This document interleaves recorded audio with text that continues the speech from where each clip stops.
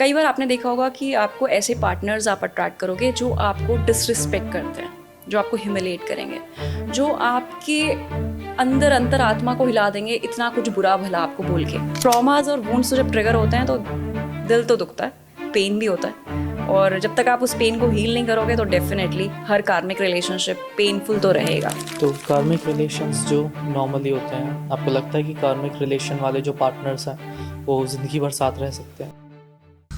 Hey everyone, welcome to the Saurabh Verma show. ये साल बहुत ज़्यादा नेगेटिव है क्योंकि मंगल का साल है एंड इस नेगेटिव साल में कैसे आप पॉजिटिव रह सकते हो, ठीक है? क्योंकि बहुत सारी चीज़ें ऐसी हो रही हैं, कहीं बाढ़ आ रही है, कहीं पे अर्थक्वेक हो रहे हैं, कहीं पे लैंडस्लाइड हो रही है, ओके? एंड इस नेगेटिव साल की वजह से जितनी भी चीज़ें नेगेटिव हो रही हैं उनको आप पॉजिटिव कैसे कर सकते हो, ठीक है? ये सब चीज़ें बताएंगी miss Pallavi ji. She is one of the best tarot card reader and akashic record trainer. तो लास्ट तक हमारे साथ पॉडकास्ट में बने रहिए, ठीक है? क्योंकि आपको ऐसी चीज़ें इसमें पता चलने वाली हैं जो आपके नेगेटिव साल को भी बहुत ज़्यादा पॉजिटिव कर देगा। Hello everyone, welcome to the Saurabh Verma show. आज हमने इनवाइट करा है मिस पल्लवी रावत जी को। She is one of the best leader in tarot card and akashic record industry. Hi miss Pallavi ji, how are you? Hi Saurabh, I am good, आप कैसे हो? I am great, thank you for having me on your show. Welcome. And आपकी journey कैसी रही यहाँ तक? मेरी journey कैसी रही? मेरी स्पिरिचुअल जर्नी शुरू हुई है ऑलमोस्ट 10 साल पहले। Since 2015 I am into this profession. 2018 से मैंने प्रोफेशनली शुरू किया था। 15 से 18 तक 3 years I been doing it on my own, for my self, for my healing journey, for my closest people, जो मेरे आसपास के जो दोस्त थे, फ्रेंड सर्कल था, उनके लिए मैं ज़्यादा हीलिंग्स करती थी। पर 2018 से मैंने स्पिरिचुअल जर्नी अपनी बेसिकली शुरू करी है इस इंडस्ट्री में, और तब से काफ़ी ग्रोथ की तरफ ही मैं जा रही हूँ। काफ़ी लोग ऐसे हैं जिनको हील किया है मैंने, और कोशिश करती हूँ गाइड करने की। मतलब ये कहना गलत होगा कि मैंने हील किया है। हील करने वाले तो जिसको बोलते हैं ना, यूनिवर्सल एनर्जी है, भगवान है हमारे। बट मैं एक मीडियम बनी हूँ लोगों को गाइड करने के लिए थ्रू माई प्रोफेशन। तो अभी तक मेरी जर्नी काफ़ी अप्स एंड डाउन्स के साथ रही है। काफ़ी पेन से भी गुजरी हूँ अपनी पर्सनल लाइफ में, और कई चीज़ें बहुत अमेजिंग हुई हैं। तो कहते हैं ना, एक wounded healer is the best healer. तो लाइफ की बहुत सारी चीज़ें ऐसी हैं, बहुत सारी स्टोरीज़ हैं अपनी लाइफ की भी। और बट ये है कि हर स्टोरी से, हर ज़िंदगी, हर एक अनुभव ने कुछ अच्छा ही सिखाया है, और मेरी स्पिरिचुअल ग्रोथ के लिए शायद बहुत ज़रूरी था। तो I am here today with you. That's awesome Pallavi ji. Thank you.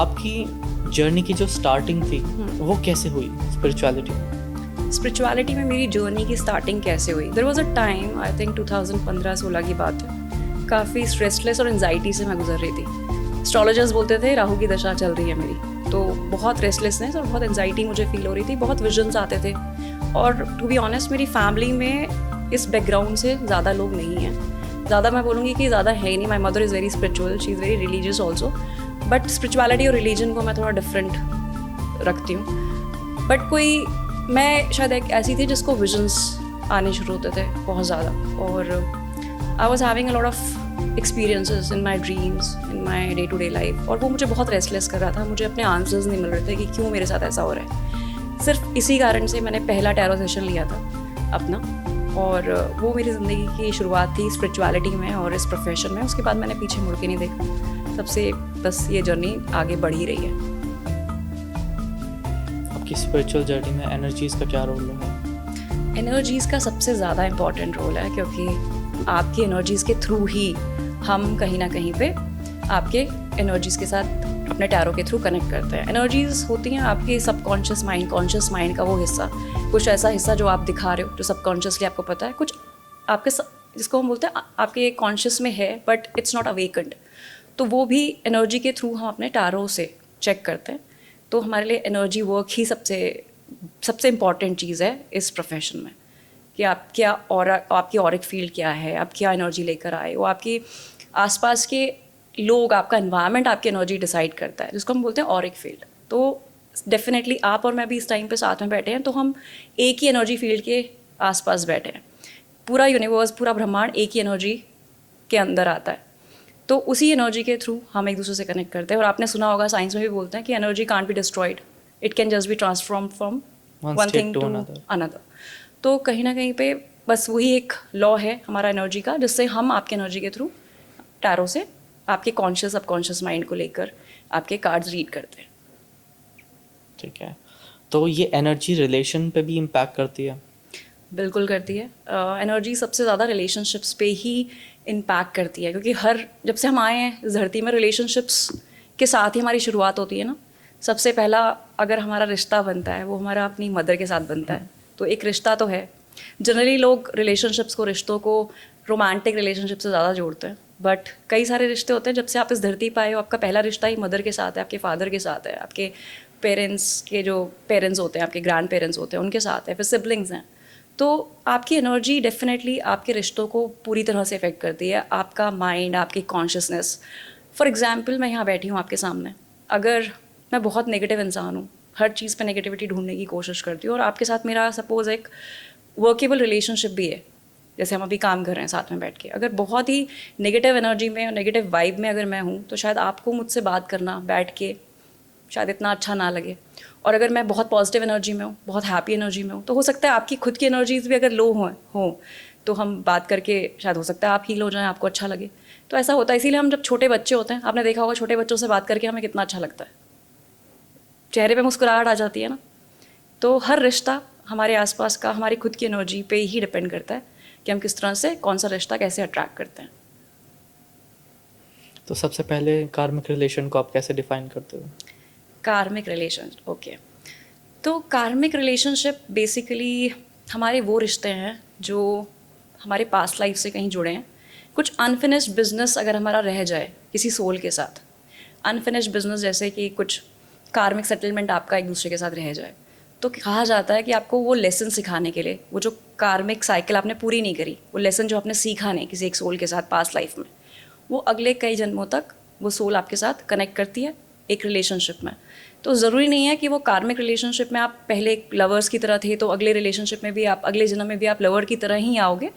You can be a sibling also, you can B एक पेरेंट और एक बच्चे का भी आपके बीच में बॉन्ड हो सकता है। लेकिन कुछ ना कुछ ऐसा है जो आपका रह गया है दोनों का आपस में पास्ट लाइफ से जुड़ा हुआ, कुछ ऐसा बिजनेस जो आपने तब एक्नॉलेज नहीं किया, तब आपने एक दूसरे के साथ चीज़ें सेटल नहीं करी। अगर एग्जाम्पल के तौर पे आपको समझाऊँ सिंपल अक्षरों में, तो ये कह सकते हैं कि कोई इंसान आपकी ज़िंदगी में आया, बहुत सिंपल एग्जाम्पल से समझाऊँगी, एक रिश्ते की आपने बात करी है, कोई इंसान आपकी ज़िंदगी में था कभी किसी पास्ट लाइफ में और वो आपको बिट्रेयल दे गया, चीटिंग दे गया इंसान, तो हो सकता है वो सोल आपको इतना पेन दे गई, अगले जन्म में फिर आपकी लाइफ में आ जाएगी आपको बिट्रेयल का लेसन सिखाने के लिए, और हो सकता है आपका सिबलिंग बन के आ जाए। तो अब ऐसे रिलेशनशिप में क्या होगा, क्योंकि पहले आपका एक रिलेशनशिप रहा है इस सोल के साथ, तो अभी जब नए दोबारा आप इस धरती पे आए हो और अब लवर नहीं हो, अब आप सिबलिंग हो, और पास्ट लाइफ में आपने एक दूसरे को बिट्रे किया, किसी ने एक को बिट्रे किया है, तो इस लाइफ टाइम में क्या होगा आपके साथ, आप कहीं ना कहीं एक दूसरे से बचपन से ही मिसट्रस्ट जनरेट होगा आप दोनों के बीच में, क्योंकि धोखा मिला हुआ है। होता है ना, कई बार आपने देखे होगा सिबलिंग्स के बीच में भी कई बार ऐसा होता है कि विश्वास नहीं कर पाते हम, ट्रस्ट नहीं कर पाते हम। तो ये सब कार्मिक रिलेशनशिप्स का ही पार्ट है, कार्मिक रिलेशनशिप का ही हिस्सा है। तो पल्लवी जी, कैसे समझें कि आप कार्मिक पार्टनर के साथ हो या सोलमेट के साथ? बहुत ही इंटरेस्टिंग क्वेश्चन है ये, और बहुत इजी टू डिफाइन भी है और समझना भी बहुत आसान है। मैंने आपको जैसे बताया कि कार्मिक रिलेशनशिप कहीं ना कहीं पे कुछ लेसन्स सिखाने हमें आते हैं। तो कार्मिक रिलेशनशिप वो रिलेशनशिप है जहाँ पे थोड़ा पेन ज़्यादा है, इंटेंसिटी के साथ आप एक दूसरे के साथ कनेक्ट करोगे, सडन इन्फैचुएशन आपको हो सकता है एक दूसरे के साथ, सडनली एक अटैचमेंट फील होगा, एक पुल फील होगा, क्योंकि आप इस सोल को पहले से जानते हो। तो एक सोल रिकग्नाइजेशन जब होता है हमें, तो हम इंटेंसिटी के साथ उस पर्सन के साथ एकदम से कनेक्ट कर जाते हैं। लेकिन इसमें कॉम्प्लिकेशन ज़्यादा होता है, क्योंकि जो सोल आई है वो हमें कुछ ना कुछ सिखाने के लिए आई है, और वो प्यार से नहीं सिखाएगी, वो आपको थोड़ा सा स्ट्रगल करवा के सिखाएगी। सबसे मेजर डिफरेंस यही होता है। और जहाँ सोलमेट कनेक्शन होता है वहाँ पे कनेक्शन आपका बहुत स्मूथ चलता है। वो कनेक्शन ऐसा होता है जहाँ पे वो सोल्स ऐसी हैं, बेसिकली सोलमेट जो कनेक्शन है, जो पास्ट लाइफ में आपके साथ ऐसे रिश्ते पे थे जिन्होंने आपका सपोर्ट किया था, they were supporting you in your journey. वहाँ पे हार्मनी है, वहाँ पे प्यार है, वहाँ पे अफेक्शन भी है, वहाँ पे आपको प्यार से सिखाया जाएगा, प्यार से समझाया जाएगा। एक सोलमेट पार्टनर के साथ you can be in your true self, whereas एक कार्मिक पार्टनर आपको ट्रिगर करेगा, आपकी शैडोज़ के उन हिस्सों को ट्रिगर करेगा, आपके सबकॉन्शियस माइंड के उन हिस्सों को ट्रिगर करेगा जहाँ पे हीलिंग रिक्वायर्ड है। तो टॉक्सिक होते हैं कार्मिक रिलेशनशिप, और जहाँ पे सोलमेट कनेक्शन है वहाँ पे एक हार्मनी और प्यार और सपोर्ट रहता है बेसिकली। ये मेजर डिफरेंस है। तो कार्मिक और सोलमेट में क्या मेजर डिफरेंस होता है? मेजर डिफरेंस यही होता है, अगर हम सोल लेवल पे बात करें, कि कोई एक ऐसी सोल, एग्जाम्पल के साथ समझाती हूँ आपको, कोई एक ऐसी सोल जिसके साथ आपका कोई अनरिजॉल्व्ड कर्मा है। फॉर एग्जाम्पल, जैसे हमने एक बिट्रेयल वाला किया था, अभी डिस्कस किया थोड़ी देर पहले, एक और एग्जाम्पल लेते हैं। आपके अंदर रिलेशनशिप में सेल्फ वर्थ नहीं है, अगर आपके खुद के अंदर, कई बार आपने देखा होगा कि आपको ऐसे पार्टनर्स आप अट्रैक्ट करोगे जो आपको डिसरिस्पेक्ट करते हैं, जो आपको ह्यूमिलेट करेंगे, जो आपके अंदर अंतरात्मा को हिला देंगे इतना कुछ बुरा भला आपको बोल के। आपने देखा होगा, मेरे पास बहुत ऐसे क्लाइंट्स आते हैं सौरभ, जो कार्मिक रिलेशनशिप्स में होते हैं बहुत स्ट्रॉन्ग, और कहीं ना कहीं पे लो सेल्फ वर्थ का लेसन उनको सीखना है। मतलब उनके अंदर अपनी वर्थ ही नहीं है, तो ऐसे पार्टनर ट्रैक कर रहे हैं बैक टू बैक लाइफ में, जो सिर्फ उनको डिसरिस्पेक्ट दे रहे हैं, ह्यूमिलेशन दे रहे हैं, and they are not able to take stand for themselves. तो एक ये बहुत स्ट्रॉन्ग कार्मिक रिलेशनशिप हो गया, बिकॉज आप बार बार एक ही पैटर्न रिपीट कर रहे हो आपकी लाइफ में। आपको सिखाने आ रहा है वो इंसान, वो एक सोल आपको सिखाने आ रही है कि आपको अपने लिए एक स्टैंड लेना है, शायद आपको अपनी वैल्यू कम नहीं करनी है, आपको आपकी सेल्फ रिस्पेक्ट मेंटेन करनी है। Whereas what you are doing, आप इतने प्यारे हो, इतने एम्पैथेटिक हो आप किसी दूसरे के प्रति, कि कोई आपको टॉक्सिक भी आपके साथ बिहेव कर रहा है, फिर भी आप उससे लड़ नहीं पा रहे हो, फिर भी आप उसकी प्यार से केयर कर रहे हो, फिर भी आप उसको सब कुछ प्रोवाइड कर रहे हो जो वो आपसे चाहता है, वेयर एज वो आपके साथ कंप्लीट कॉन्ट्रास्ट है। तो एक ये कार्मिक रिलेशनशिप का हिस्सा है, क्योंकि कार्मिक रिलेशनशिप में क्या होता है, रिपीटेड पैटर्न्स आते हैं, हम सेम पैटर्न्स को बार बार रिपीट करते हैं। तो कोई भी रिश्ता जो आपको बार बार एक ही चीज़ सिखाने की कोशिश कर रहा है, आपको उसको आप कार्मिक पैटर्न का, कार्मिक रिलेशनशिप का नाम दे सकते हो। बस आपको अपने आप से सवाल एक ही करना है कि ऐसा क्या है जो मैं नहीं सीख पा रहा हूँ, ऐसा क्या है मैं नहीं सीख पा रही हूँ इस रिलेशनशिप में। ठीक है, ये हो गया आपका कार्मिक रिलेशनशिप का एग्जाम्पल। अब सोलमेट रिलेशनशिप हो गया, जैसे कोई एक दोस्त मिल गया मुझे, सडनली कोई मिला और उससे मेरी अच्छी बॉन्डिंग शुरू हो गई। ज़रूरी नहीं है कि सोलमेट जो है वो रोमांटिक ही होता है, या वो मतलब वो आपके दोस्त हो सकते हैं। कोई भी प्लेटोनिक रिलेशनशिप को भी आप सोलमेट दे सकते हो, सेम ऐसे ही कार्मिक का भी हम कर सकते हैं। ठीक है, अब सोलमेट कोई आया, लेकिन उसके साथ सब कुछ आसान है, वो हमारे सोल को पहचान रहा है, वो एक अंडरस्टैंडिंग हमारी उसके साथ अच्छी है, हम उसको कुछ भी बोलते हैं उसको दोबारा समझाने की हमें ज़रूरत ही नहीं है, वो प्यार से सिखा रहा है, प्यार से समझा रहा है, हर सपोर्ट दे रहा है हमें हर एक पार्ट की लाइफ में, जहाँ पे हमारी लाइफ में स्ट्रगल्स चल रहे हैं, जहाँ पे प्रॉब्लम्स चल रहे हैं, वो हमारे साथ खड़ा है। और आप उसके सामने अपना ट्रू सेल्फ दिखा सकते हो। आपको डरने की ज़रूरत नहीं है कि यार मैं इसको ये बोलूँगा या मैं ये बोलूँगी तो ये मुझे क्या रिएक्शन देगा, क्योंकि वो इंसान आपको प्यार से सिखा रहा है, समझा रहा है। You can be in your true self with that person. ये एक ऐसी सोल है जिसने पास्ट लाइफ में भी आपके साथ आपको सपोर्ट किया आपकी लाइफ की जर्नी में। दोनों ही, कार्मिक रिलेशनशिप हो चाहे सोलमेट रिलेशनशिप हो, दोनों ही रिलेशनशिप आपकी ग्रोथ में आपकी हेल्प करते हैं। लेकिन ग्रोथ में एक जो है वो थोड़ा सा हार्ड टीचर है और एक आपका संगे साथी है। बेसिक डिफरेंस दोनों के बीच में यही है। ठीक है, तो ऐसा जनरली देखा गया है कि अगर एक सोलमेट कनेक्शन होता है या सोलमेट रिलेशन होता है, उसके कंपैरिजन में जो कार्मिक रिलेशन होता है वो बहुत ज़्यादा एडिक्टिव फील होता है। ऐसा क्यों? ऐसा इसलिए क्योंकि हम कार्मिक, जब कोई रिलेशनशिप है, मैंने आपको बताया ना, कोई अनरिजॉल्व्ड कर्मा है एक दूसरे के साथ। अब एग्जाम्पल से ही समझाना आसान रहता है मुझे लगता है। फॉर एग्जाम्पल, पास्ट लाइफ में किसी ने आपसे पैसा मांगा था और आपने तो बहुत विश्वास के साथ उसको पैसा दे दिया।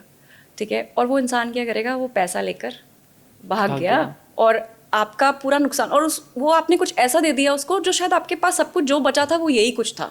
अब आप बिल्कुल सड़क पे आ गए हो, आपके पास कुछ नहीं बचा, क्योंकि आपने तो अपना समझ के उसको दे दिया, इतना क्लोज आपके साथ था।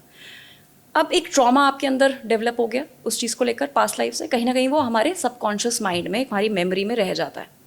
अब जब वो सेम इंसान आपके पास वापस आया तो आपकी सोल जो है, आपका जो सबकॉन्शियस माइंड है ना, वो उस इंसान को रिकग्नाइज कर लेता है।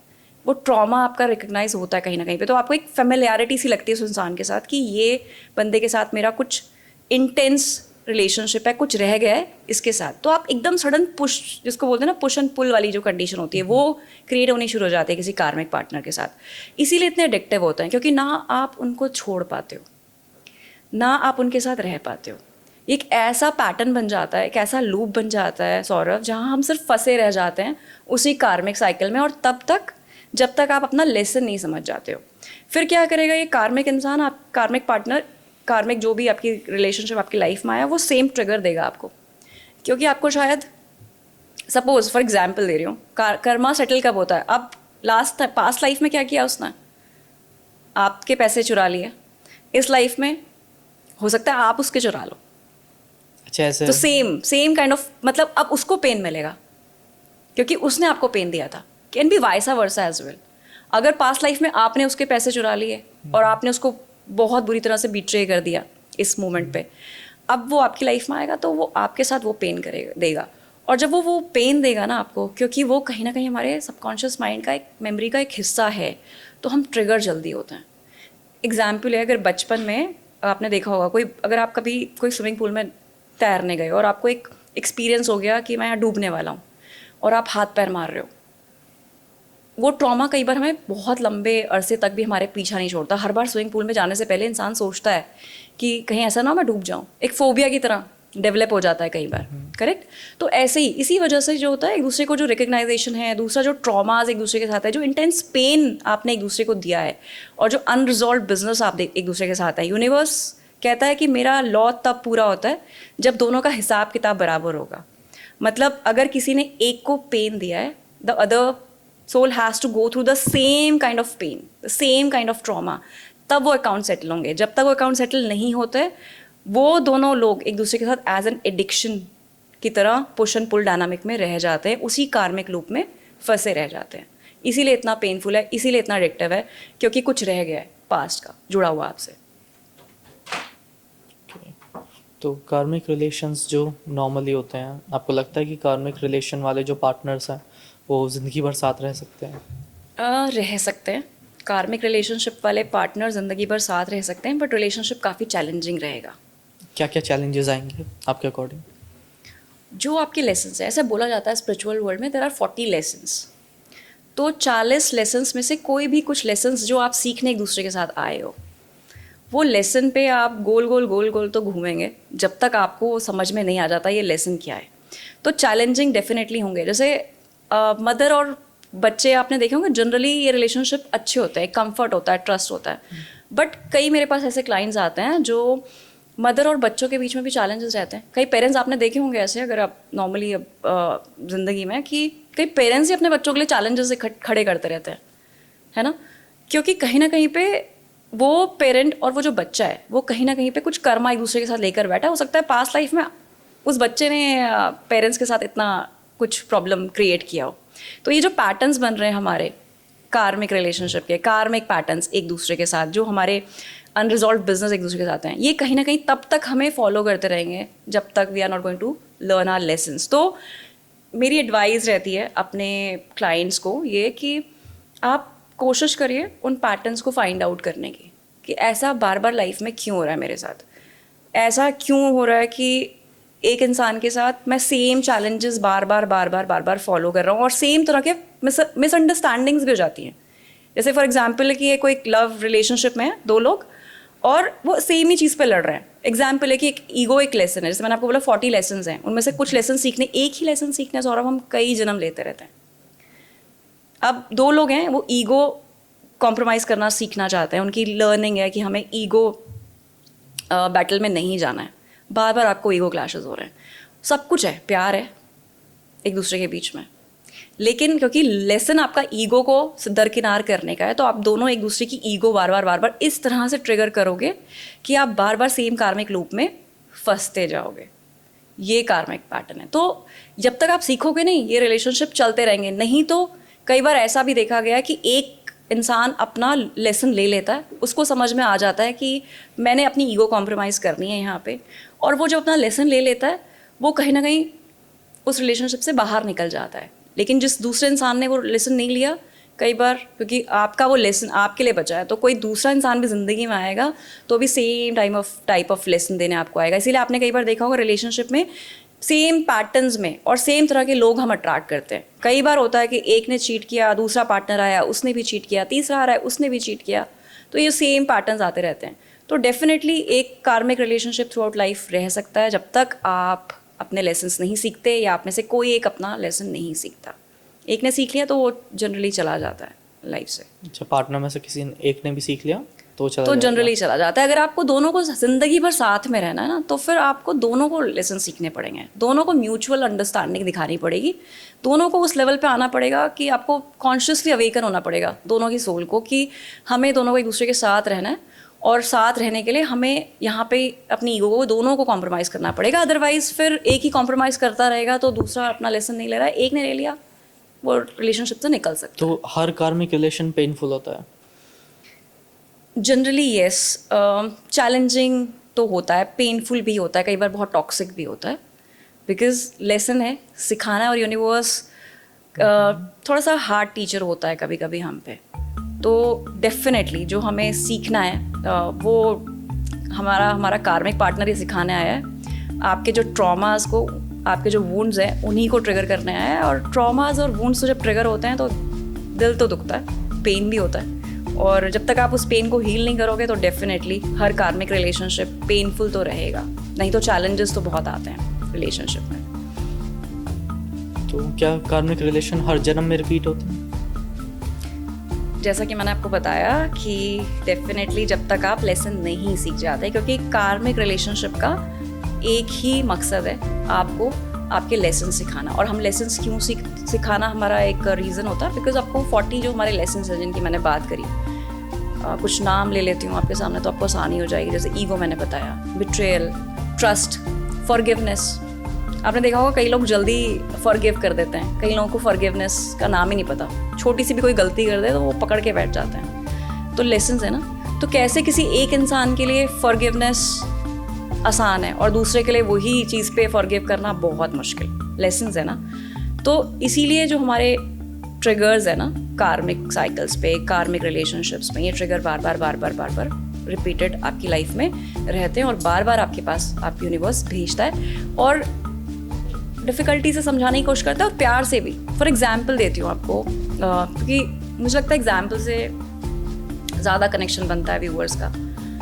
जब आपने देखा होगा सबसे पहला रिलेशनशिप मैंने जैसे आपको बताया, पेरेंट्स, ठीक है, आपको सीखना है फॉर एग्जाम्पल पास्ट लाइफ से जेलसी आपके अंदर बहुत है, एनवियस हो आप, तो हो सकता है पेरेंट्स तो आपके बहुत अच्छे हों जो आपको प्यार करें, आपको सपोर्ट करें। फिर आपका सिबलिंग आया, अब जिसको लेसन सीखना है ना ये वाला, क्योंकि यूनिवर्स इतना हार्श नहीं सिखाता शुरू में, पहले इजी मौके दिए जाते हैं आपको।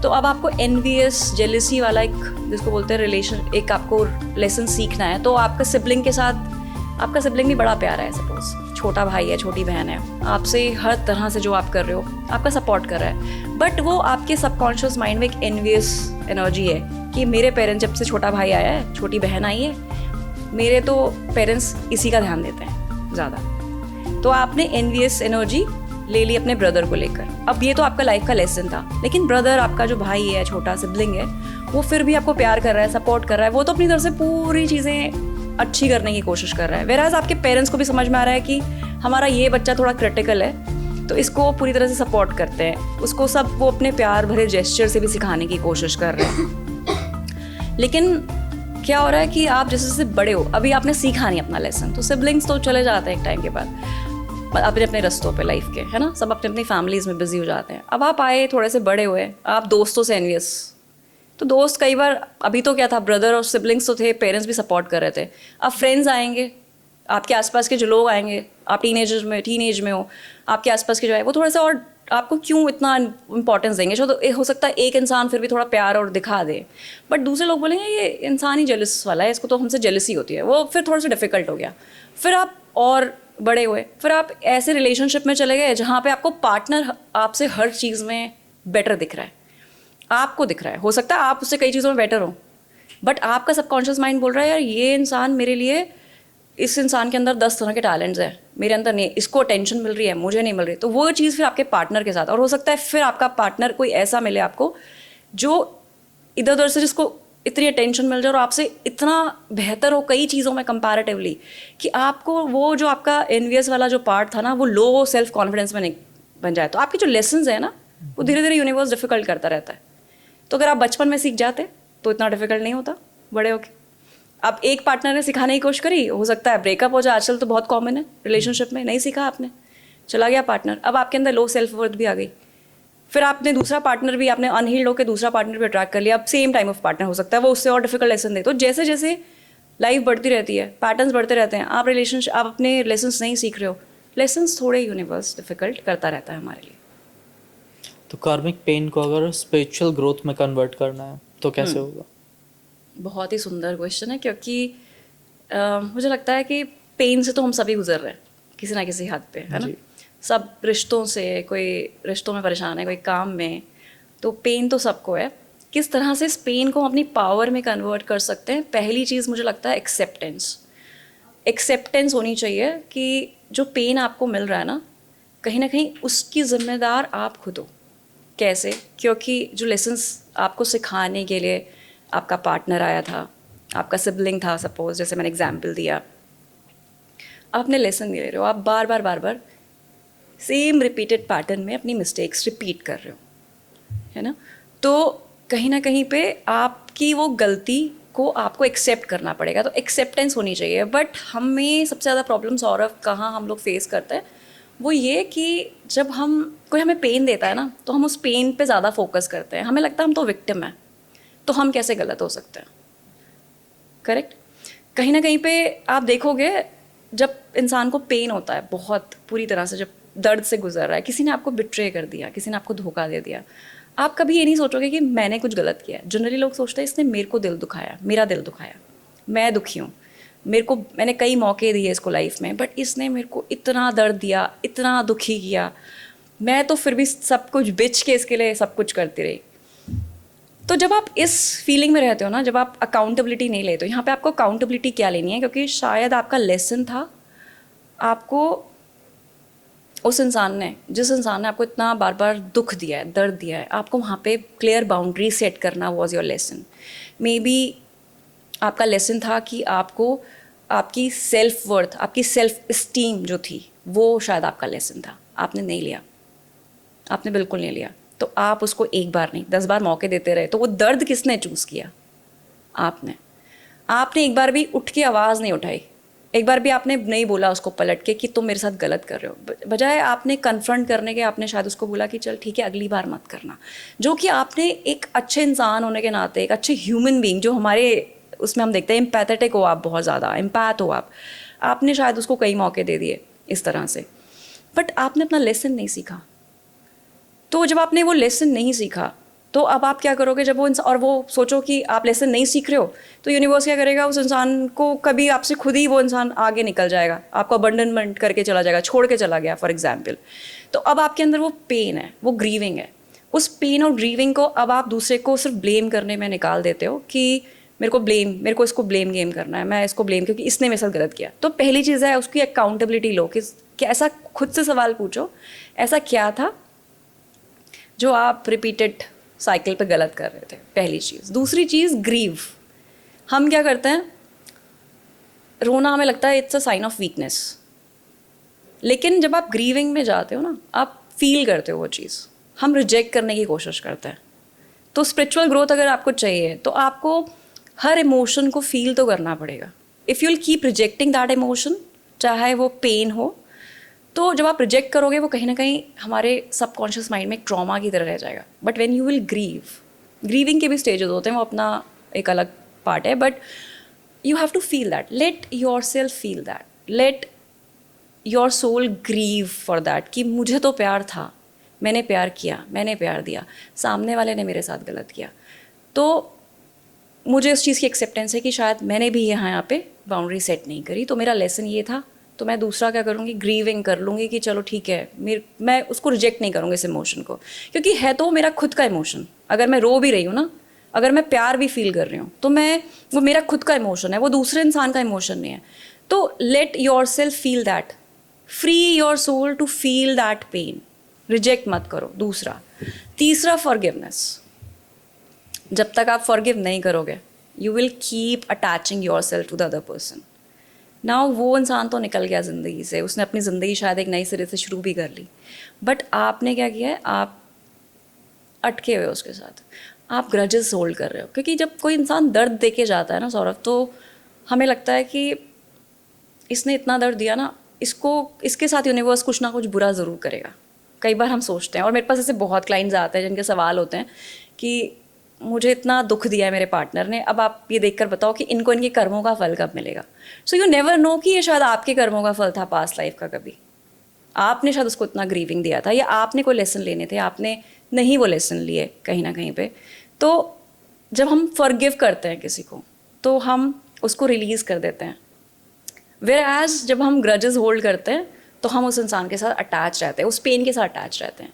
तो दूसरे के लिए मत माफ़ करो, खुद के लिए माफ़ कर दो उस इंसान को, and let that person release, let that person गो। तीसरी चीज़ ये हो गई। चौथी चीज़ मैं बोलती हूँ, फोर्थ पॉइंट जो सबसे ज़्यादा इंपॉर्टेंट है, that is faith. Faith in the universe, that trust in the universe that what ever is happening for your highest good. क्योंकि जब ये फेथ होता है ना हमें यूनिवर्स पे कि जो भी हो रहा है ना हमारे साथ, कुछ ना कुछ हमें बेहतर बनाने के लिए हो रहा है।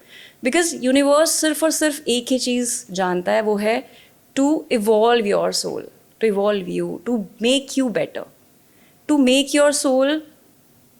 और बेटर बनाने का मतलब ये नहीं है कि वो परफेक्ट बनाना चाहता है आपको, इम्परफेक्शन हर किसी के अंदर होता है, बट कॉन्शियस करना चाहता है आपको, अवेयर करना चाहता है about your self, not about others. But generally Arnie of life is कि लोग दूसरों को जज करने में ज़्यादा टाइम निकालते हैं, अपने को जज हम कम करते हैं, है ना।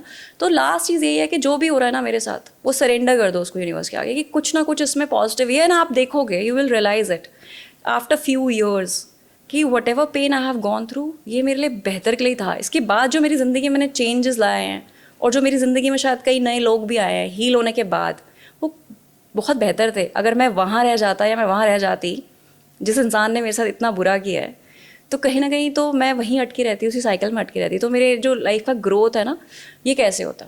तो वो फेथ होना बहुत ज़रूरी है। 4 स्टेप अगर आपने फॉलो कर लिए लाइफ में, तो आप अपने पेन को डेफिनेटली स्पिरिचुअल अवेकनिंग के लिए और स्पिरिचुअल पाथ के लिए, और उसको अपनी स्ट्रेंथ की तरह आप डेफिनेटली कन्वर्ट कर सकते हो। तो न्यूमरोलॉजी या एस्ट्रोलॉजी से कैसे पता चलता है आपके कार्मिक टाइज हैं किसी पर्सन से या नहीं? न्यूमरोलॉजी और एस्ट्रोलॉजी, न्यूमरोलॉजी की बात करती हूँ मैं पहले। न्यूमरोलॉजी कई, वैसे तो जितने भी हमारे नंबर्स होते हैं, अगर हम 1 to 9 हम मान के चलते हैं न्यूमरोलॉजी में, जो मेजर हमारे नंबर्स हैं, अगर आप देखोगे सबका बर्थ का जब हम नंबर सम अप करते हैं तो 1 to 9 आता है। तो हर नंबर ही बेसिकली कुछ ना कुछ कार्मिक टाइज लेकर आता है। बट कुछ ऐसे नंबर्स होते हैं, जैसे नंबर 8 शनि का नंबर है। जनरली आप देखोगे कि सैटर्न का जो नंबर है, शनि का नंबर है, ऐसे लोगों की लाइफ में थोड़े चैलेंजेस होते हैं, लेट ग्रोथ होती है, स्लो होता है, तो एक कार्मिक नंबर है। 4 नंबर राहु का नंबर है, इल्यूजन्स देता है आपको 4 नंबर। कई बार आपको चीटिंग्स देता है, या आपके अंदर चीटिंग हैबिट्स होंगी, या you will get cheated. Generally लोग आपको सही तरीके से समझ नहीं पाएंगे, ये एक बड़ा कार्मिक टाई है इस नंबर के साथ। दूसरा, एक जैसे नॉर्मली 28 नंबर अगर हम बोलते हैं, जिस दिन आपका 28 अगर 28 तारीख को किसी महीने के आपके बर्थ होता है, तो 2 नंबर चंद्रमा का होता है और 8 नंबर जो होता है वो शनि का नंबर है। चंद्रमा और शनि मिलके बनाते हैं विष योग, जो कि रिश्तों के लिए बहुत अच्छा नहीं माना जाता। तो आप जनरली देखोगे जिनका डेट ऑफ बर्थ 28 तारीख को होता है ना, उनके लोग उनको रिलेशनशिप में ना उतना अच्छे से समझ नहीं पाते। They are very emotional person, बहुत अच्छे इमोशनल कनेक्शन बनाने की कोशिश करते हैं, बट कई बार इनकी लैंग्वेज, कई बार बोलने का तरीका कहीं ना कहीं इनके सारे रिलेशनशिप में इनको मिसअंडरस्टूड करा देता है। 13 नंबर को हम मानते हैं, 2 ये बहुत पावरफुल नंबर है, 1 सूर्य का नंबर है, 3 जो है वो जुपिटर का नंबर है। लेकिन 1 और 3 में कई बार 13 नंबर के लोग जो होते हैं ना, ईगो क्लैशेस में इनकी लर्निंग होती है, टू लर्न ईगो में आपको जो लेसन्स लेने हैं, it will be ego based. फिर कुछ हमारे मास्टर्स नंबर्स होते हैं। अगर आपका जो पूरा डेट ऑफ बर्थ है उसका सम अप अगर 1 आता है, 2 आता है, 3 आता है, तो वो उनको मास्टर्स नंबर बोलते हैं। They are old soul numbers. तो इनके काफ़ी स्ट्रॉन्ग कार्मिक टाइज होते हैं।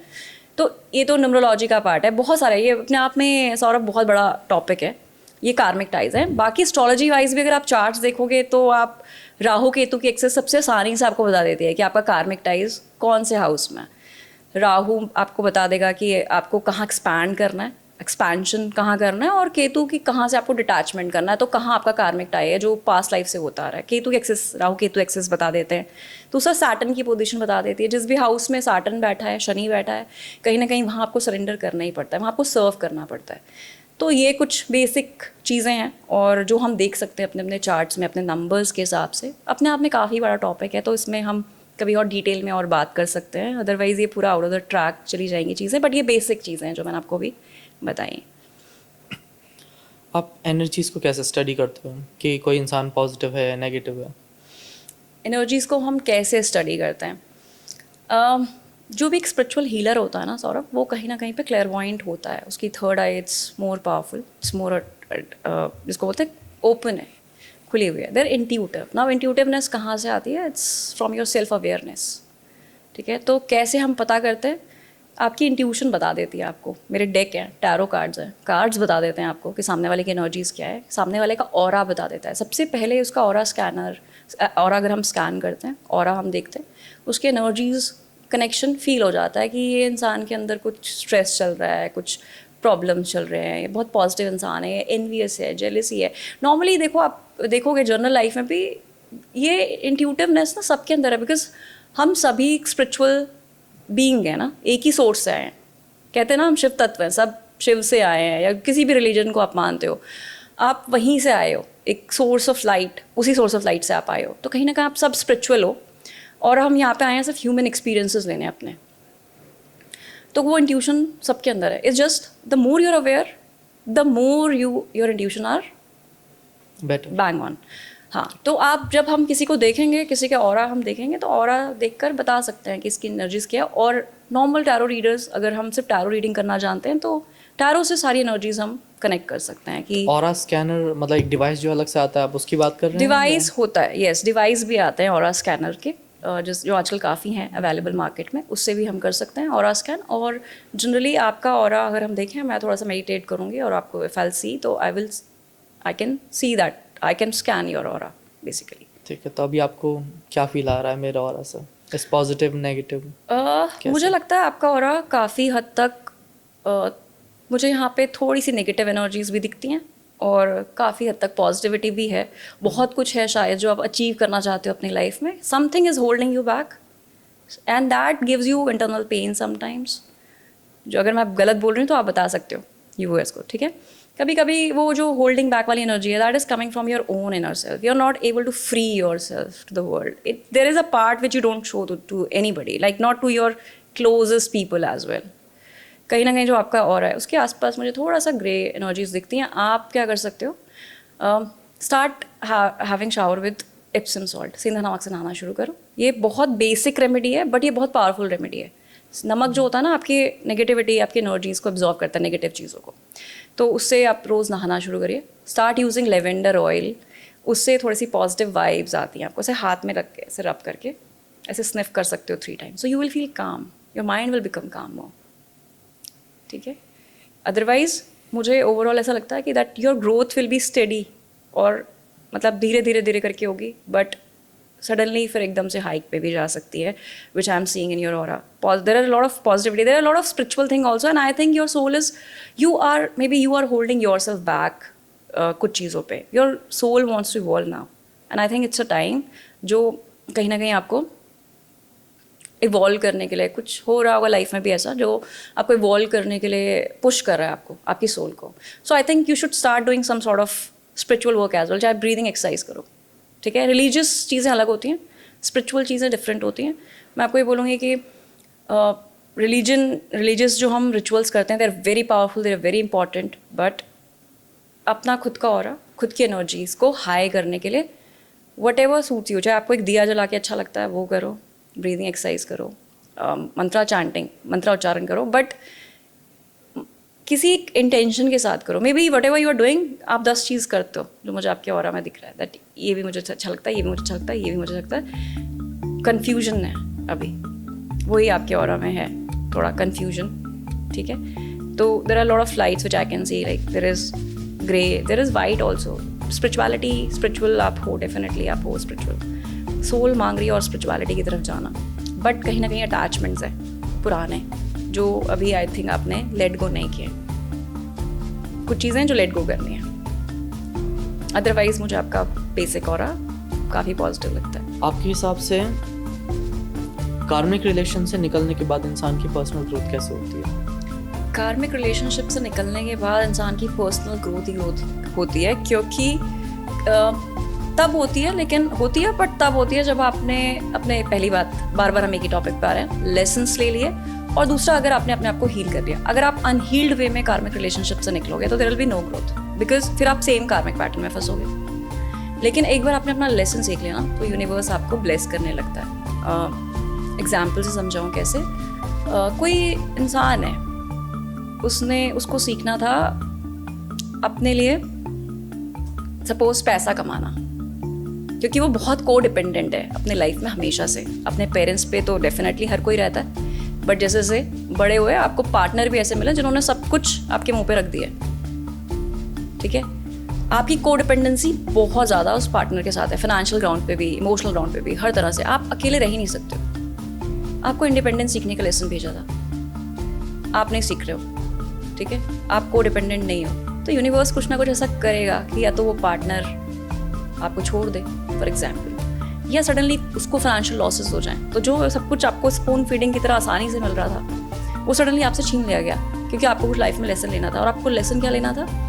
इंडिपेंडेंट होना। कई बार चले जाते हैं, हमारे पार्टनर्स भी होता है ना जो जल्दी चले जाते हैं हमें छोड़ के। कई बार ऐसी भी कंडीशन होती है, एग्जाम्पल दे रही हूँ, वर्स्ट सिनेरियो है ये। बट उसके बाद आपको पेन तो बहुत होगा, क्योंकि जब आप जिस कंफर्ट में आप थे, जिस को डिपेंडेंसी में आप थे, इमोशनल ग्राउंड्स पे, फाइनेंशियल ग्राउंड्स पे, आपको लग रहा है कि सब कुछ तो मेरे को मिल रहा है सर्व किया हुआ, अब अचानक से सब कुछ मुझे खुद करना पड़ रहा है। अपने मुझे क्या उठना है, कब खाना है, क्या बनाना है, क्या कहाँ से पैसा आएगा मेरे लिविंग के लिए, मैं कैसे मेंटेन करूँगी, कैसे मैनेज करूँगी, सब कुछ मुझे अब बिल्कुल स्क्रैच से शुरू करना है। तो क्या वो पेनफुल नहीं है? वो बहुत पेनफुल है ना, क्योंकि वो लेसन था। लेकिन जब आप उस चीज़ को एक्सेप्ट कर लोगे कि अब मेरे पास चॉइस नहीं है, मुझे करना पड़ेगा। ये लास्ट एक्सट्रीम मौक़ों पे होता है कई बार कई लोगों के साथ, जब यूनिवर्स हर तरह से सिखा पढ़ा के समझ जाता है और लगता है इसको नहीं सीखेगा ये, तो अब इसको इस एक्सट्रीम कंडीशन में डाल दो। अब इसके पास चॉइस ही नहीं है। इतना सपोर्टिंग पार्टनर था, सब कुछ बहुत अच्छा था, वो बिट्रे करके किसी और के साथ चला गया, उसने डिवोर्स फाइल कर दिया, अब बोल रहे हैं आप अकेले रहो, मैं कुछ नहीं दे रहा। होता है कई बार, ऐसे भी है मेरे पास एक दो केसेस। अब उस केस में आपने सब कुछ शुरू करना, बहुत रोगे, आपको समझ में नहीं आएगा, आपके पैरों तले ज़मीन चली जाएगी, है ना? आसान थोड़ी है। सब कुछ स्क्रैच से शुरू करोगे, and I don't know at what age, example दे रही हूँ मैं ये चीज़। लेकिन उस एक टाइम पे, क्योंकि वो इतना एक्सट्रीम केस होगा, इतना ट्रॉमा आपका उसमें आपको मिलेगा कि आपको लगेगा, अगर दो तरह से आप सोच सकते हो ना, आप सोचोगे कि नहीं, now I have to do it. कई लोग करते हैं। और जब अवेकनिंग होती है ना, स्पिरिचुअल अवेकनिंग होती है, या जब लाइफ में मेजर चेंजेस आने होते हैं, मेजर लेसन आपको लेने होते हैं, तो इतने मेजर चेंजेस ही आते हैं, एक्सट्रीम में आते हैं। तो आप क्या करोगे? You will start making effort, and when you will start making effort, now universe know कि अब आप सीख रहे हो। 1 साल लग जाएगा, 2 साल लग जाएगा, लेकिन आप देखोगे उसके बाद आपको सब कुछ जो आपने चाहा था अपनी ज़िंदगी में, शायद आप वापस बिल्ड कर लो, शायद जो पहले नहीं था ना, उतना नेम फेम आपको मिल जाए, और उसके बाद आपके पास कोई ऐसे लोग भी आ जाए, ऐसे सपोर्ट सिस्टम भी आ जाए आपके पास जो आपको प्यार करे, फिर से आपको खींचने की कोशिश करे उसी को डिपेंडेंसी पे। But now your test is that you will not get dependent on them again, you will keep moving ahead in your life, and you will make them in your life as a part of your life. You will not make them your whole life, जो आप पहले कर रहे थे। Now then universe will know कि अब इसने अच्छे से सीख लिया है, अब इसकी ज़िंदगी में सारी blessings। तो जब हमने एक बार PhD कर ली किसी चीज़ पे, उसके बाद हमें दोबारा PhD करने की सेम टॉपिक पे ज़रूरी नहीं है ना। फर्स्ट स्टैंडर्ड पास कर ली, डिस्टिंक्शन मिल गई, सब कुछ हो गया, 10th पास कर लिया, हो गया, उसके बाद दोबारा हम 10th करते हैं? नहीं करते ना, सेलिब्रेट करते हैं ना। उसके बाद अच्छे रिजल्ट मिलते हैं, हमने पढ़ाई करी, मेहनत करी, अच्छा रिजल्ट आया, उसके बाद सेलिब्रेशंस हैं। वो उसी तरह से यूनिवर्स आपको सेलिब्रेट करने लगता है, and you yourself start celebrating, because आपको कहीं ना कहीं पे वो चीज़ सीखनी थी, वो करनी थी, एंड नाउ योर सोल को पता है कि यही तो मुझे चाहिए था, यही तो मुझे करना था। वहाँ से ग्रोथ होती है, और इसी तरह से ग्रोथ होती है, और उसके बाद there is no looking back. और मैंने ऐसे कई चेंजेस देखे हैं लोगों की ज़िंदगी में होते हुए, जिसमें लोगों ने अपनी ज़िंदगी को, जिसको बोलते हैं ना, काया पलट कर दी है, by learning their lessons and then taking strong step and strong decision for themselves. But जब तक आप अपने लूप्स को ब्रेक नहीं करोगे, या तो चॉइस से कर लो, नहीं तो फिर यूनिवर्स ब्रेक करवाएगा. बट दोनों का मकसद सिर्फ एक ही है, आपको आपके सोल पर्पस तक लेके जाना, आपकी सोल को इवॉल्व करना. That's all. तो आपके अकॉर्डिंग फिर टैरोट कार्ड कितना एक्यूरेट है फ्यूचर प्रोडिक्ट करने के लिए? मेरे हिसाब से 99.9% एक्यूरेट है. 0.1% मैं ह्यूमन एरर के लिए छोड़ देती हूँ कि हो सकता है कोई टैरो रीडर का मूड ख़राब हो और वो उतना फोकस होकर उस टाइम पे रीडिंग नहीं करो. Otherwise I think I completely trust on tarot readings. And जो लोग विश्वास करते हैं, मुझे लगता है इट्स बिल्कुल 100% एक्यूरेट रीडिंग्स भी आती हैं टैरो से. तो ये टैरोट रीडिंग वर्क कैसे करता है? वर्क कैसे करता है? पहला कंसेप्ट है टैरो रीडिंग का, आपका सबकॉन्शियस माइंड की एनर्जीज़ को पकड़ना. मैंने आपको बताया था शुरू में जब हमने पॉडकास्ट शुरू किया था कि हम सब एक ही एनर्जीज़ के बीच में हैं. यूनिवर्सल एनर्जी जिसको हम बोलते हैं, उसका हम छोटे छोटे हिस्सा हैं. अभी हम दोनों बैठे हैं, इस कमरे में बैठे हैं, हम यहाँ पे हम शूट कर रहे हैं. कहीं ना कहीं पे एक और एक फील्ड है, एक आपका एनर्जी है, एक मेरा एनर्जी है, वो और एक फील्ड है. Now I will tap into your energy through my tarot reading, through my tarot. और कहीं ना कहीं आपके सबकॉन्शियस माइंड में क्या चल रहा है, आपके इमोशंस में क्या चल रहा है, आपके माइंड में क्या चल रहा है, तीनों चीज़ों को I can take your energies through my tarot. Because जब आप कोई चीज़ों पे, सपोज आपने मुझसे कोई क्वेश्चन पूछा और आपके माइंड में वो क्वेश्चन है, वो एनर्जी कहीं ना कहीं आपके और एक फील्ड में आएगी, उस और एक फील्ड से कार्ड्स में आएगी, और उस कार्ड को मैं रीड करूँगी, मैं इंटरप्रेट करूँगी according to your energies. This is how it works. तो व्यूअर्स को आप ऐसा क्या मैसेज देना चाहेंगे टैरोट के थ्रू? तो ओके, सो मैं अपना एक मेरे पास मैं ओरेकल लेकर आई हूँ. एक टैरो नहीं है, ओरेकल है. तो एक मैसेज देखते हैं व्यूअर्स के लिए कि क्या उनके हायर सेल्फ को इस टाइम पे अभी सुनना चाहिए थ्रू माई रीडिंग. ऐसा क्या है उनकी स्पिरिट टीम, उनके स्पिरिट गाइड्स. बिकॉज हमारे आसपास हमारे स्पिरिट गाइड्स, हमारी स्पिरिट टीम हमेशा रहती है, हमारे असेंडेंट मास्टर्स हमेशा हमारे आसपास रहते हैं, जो कुछ ना कुछ इंट्यूटिवली हमें बताते रहते हैं. तो एक ऐसा कुछ मैसेज मैं रीड करना चाहूँगी आपके व्यूअर्स के लिए. देखते हैं मेरी स्पिरिट टीम की तरफ से, मेरी तरफ से, मेरी गाइडेंस से, उनके गाइड्स उन तक क्या मैसेज पहुंचाना चाहते हैं. Let's see. Message for collective, ये कलेक्टिव मैसेज है. So try people, viewers will try to connect with the energies accordingly. Let's see. Guidance आई है, trust in yourself. You have got this. You have worked hard to get this far, and you have the ability to create the things you desire. Learning to trust in yourself and your abilities will take you to your highest timeline. इतनी सुंदर guidance आई है आपके viewers के लिए. उनके spirit guides उनको बोलना चाह रहे हैं कि अपने आप पर विश्वास रखिए. जो मैंने आपको बोला था, that faith in yourself and the faith in the God and in the universe, that whatever is happening for something good. कहीं ना कहीं आपका जो खुद पे ट्रस्ट है, इस यूनिवर्स पे ट्रस्ट है, वो कुछ ना कुछ आपने जो भी अभी तक हार्ड वर्क किया है उसको पॉजिटिवली रिजल्ट आपको डेफिनेटली देगा. मे बी आप में से कई लोग ऐसे होंगे जो उनके हाईएस्ट टाइमलाइन तक जाने वाले हैं. Universe is going to bless them with lot of positivity. और आपने जो भी अभी तक अपने आप में विश्वास जनरेट किया है. कई लोग होते हैं जो बहुत स्ट्रगल से गुजरते हैं, जिनकी लाइफ में बहुत स्ट्रगल होता है, and every day every night when they sleep उनको लगता है कि कल मैं फिर से उठूँगा, चाहे वो कितने भी दर्द में सोते हैं. नेक्स्ट डे उनको लगता है नहीं, मैं फिर से उठूँगा और अगला दिन खूबसूरत बनाने की कोशिश करूँगा. तो अगर आपने अपनी लाइफ में, if you have gone through everything but still जो फेथ था आपका उस यूनिवर्स पे, खुद पे, आपके एंजल गाइड्स पे, आपके स्पिरिट गाइड्स पे, अभी आजकल जो हमारा चल रहा है ये पितृपक्ष चल रहा है, अगर अपने जो आपके जो पूर्वज हैं उन पे भी, किसी पे भी अगर आपने ये यूनिवर्स पे ट्रस्ट रखा है और आपने अपनी हीलिंग प्रोसेस, जर्नी जो आपकी है हीलिंग, वो आपने अगर कंसिस्टेंट रखी है और वो विश्वास आपने नहीं छोड़ा है, trust me, your spirit guides are saying that आप अपने हाईएस्ट टाइमलाइन तक ज़रूर जाएंगे. Keep it up and trust in your self, trust in your energies, trust in your god. कहीं ना कहीं पे जो हो रहा है लाइफ में वो कुछ ना कुछ पॉजिटिव आपके लिए लेकर आएगा और आप अपने हाईएस्ट टाइम लाइन तक ज़रूर जाएंगे. तो ये है आपके लिए, आपके व्यूअर्स के लिए गाइडेंस मेरी तरफ से. Thank you so much Pallavi ji. It was a great guidance for all the viewers. Okay, thank you so much everyone for watching the Saurabh Verma show. Okay, and we have miss Pallavi ji. Thank you so much miss Pallavi ji for being with us. Thank you Saurabh, thank you so much for having me on your show. बहुत अच्छा लगा मुझे आपसे connect करके, आपके podcast में आके. Thank you. Please subscribe to the channel. Have a great day.